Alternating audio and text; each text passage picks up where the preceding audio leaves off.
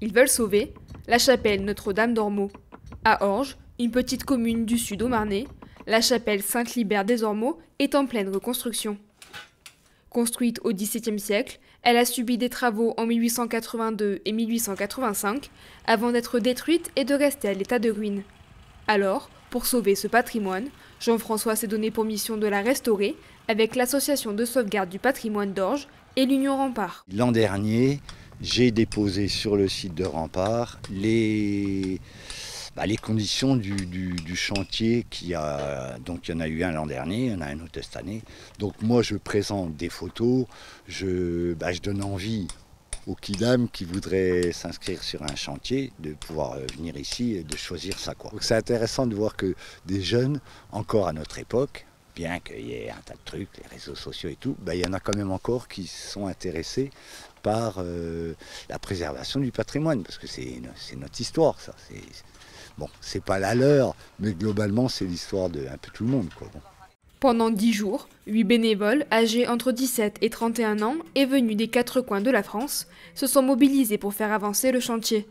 La chapelle a été l'objet d'une première période de travaux l'année dernière. En parallèle, des bénévoles locaux se regroupent 3 jours par mois pour faire avancer la restauration entre les périodes de reconstruction.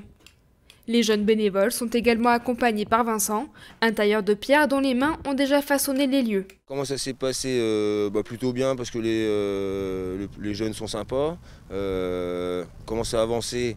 Je dirais pas beaucoup, mais après, moi ce que je demande, c'est pas que ça soit fait vite, c'est que ce soit bien fait, quoi. Donc moi c'est ce qui m'intéresse. Donc ça n'a pas beaucoup avancé au grand regret de Jeff, le président de l'assaut, mais moi je trouve que le boulot qui a été fait était bien fait, donc moi c'est ce qui m'intéresse. Ce chantier est l'occasion pour les 8 jeunes d'apprendre de nouvelles compétences, de voir du pays ou encore de renforcer leur choix de carrière. Parce que déjà on se sent impliqué dans quelque chose, franchement c'est cool, et honnêtement on peut faire quelque chose l'été. Parce que des fois on peut vite s'ennuyer, donc bouger un peu l'été c'est pas plus mal. Non, c'est vrai que moi surtout pour voyager, que ce soit surtout dans la France, et apprendre des nouvelles techniques. J'ai trouvé le projet très solide, j'ai aimé, parce qu'il faut aider les gens, quand on a besoin de vous, et actuellement comme j'ai du temps libre, j'ai dit ok, il n'y a pas de problème, et je suis là pour ça. Parfois je maçonne, parfois je taille les cailloux, et puis c'est comme ça, on alterne entre nous. Une mission qui touchera à sa fin ce jeudi 7 août et qui tient à cœur à Jean-François. J'ai dans mes tablettes des témoignages de nombreuses personnes, un petit peu âgées je dois dire, avec les souvenirs qu'ils ont de la chapelle Notre-Dame des Ormeaux. Jusqu'aux années 1960, il y avait tous les ans une procession qui partait de l'église du village.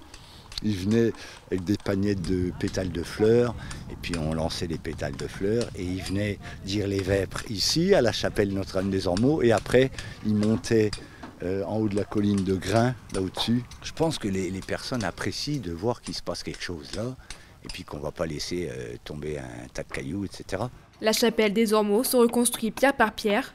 Les mains d'aujourd'hui prolongent l'histoire de cette chapelle d'un autre temps.